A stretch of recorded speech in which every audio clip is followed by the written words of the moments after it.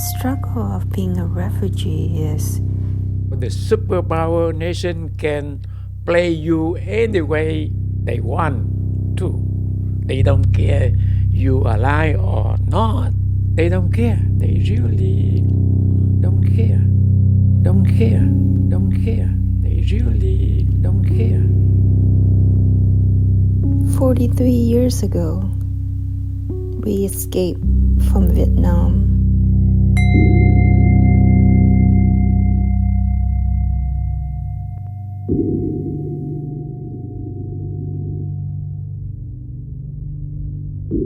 This is my oldest dream,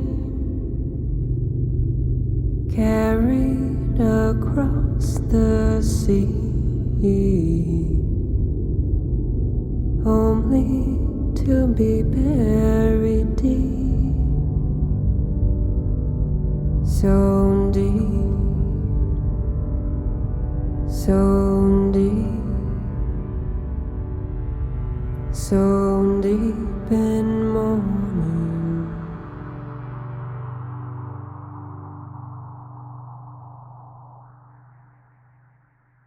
To uncover my oldest dream, I had to go back to a time before I was born.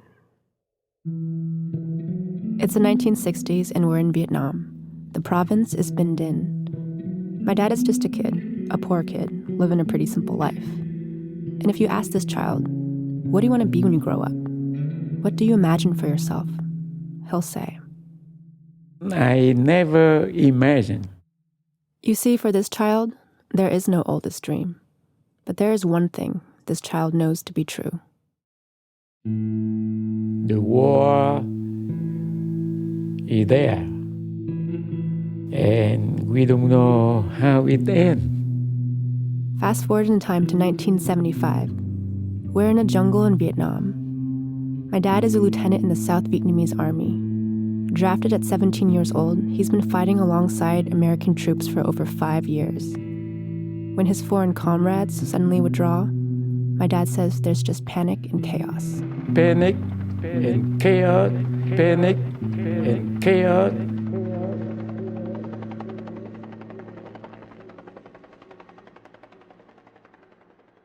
He's captured by the North Vietnamese as an enemy of his own land and is thrown into a hard labor camp where he works the fields 16 hours a day, 6 days a week. He survives on boiled root vegetables and cigarettes, and does so for 2 years until he's suddenly released. When he gets home, his mom tells him he's got to leave. While my dad was in the camp, the eldest sibling went missing. She warns the same could happen to you. So, in the middle of the night, my dad boards a small fishing boat headed towards an unknown destination. He's got both feet in when he starts to question what he's doing. The reason is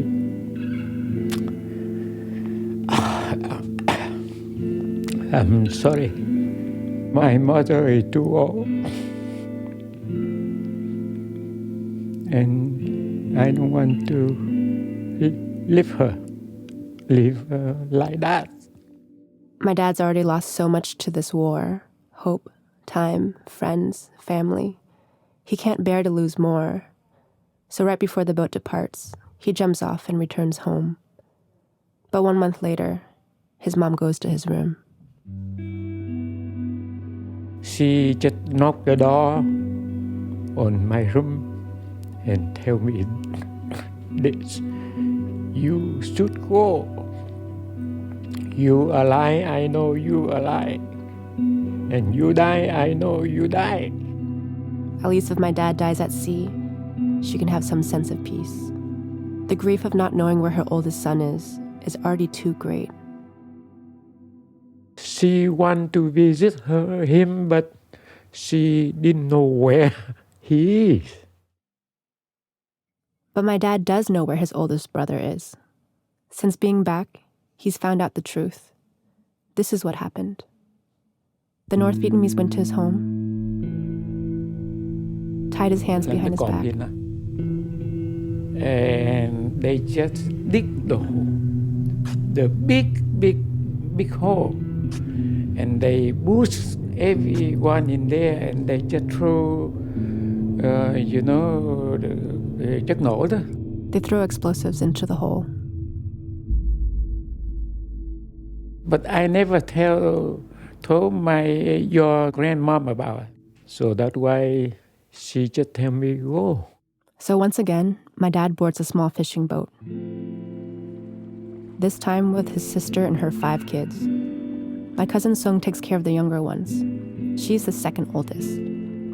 I was only 6 years old then. I remember just middle of the night, my parents gathered us and just put us on the boat. That's all I can remember. As the boat sails out onto the South China Sea, my aunt says, Cô khóc quá trời luôn. I cried so much. Cô khóc, cô nghĩ không bao giờ I trở lại cried, I nước thought, Việt Nam nữa. I'll never return to Vietnam. Không bao giờ, cô nghĩ. Never, I thought. When the sun rises the first morning, The ocean is calm and we enjoy the atmosphere and we saw gather.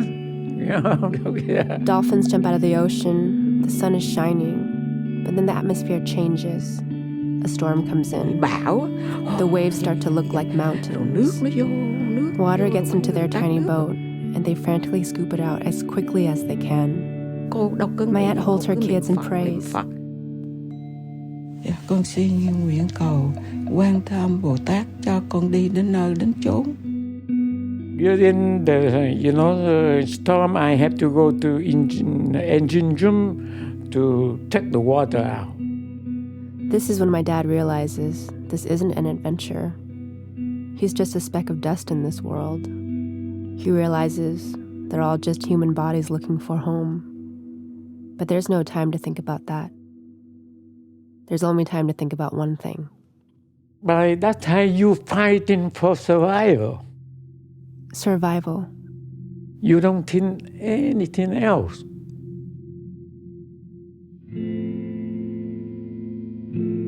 Our small boat drifts. We are the foam floating on the vast ocean.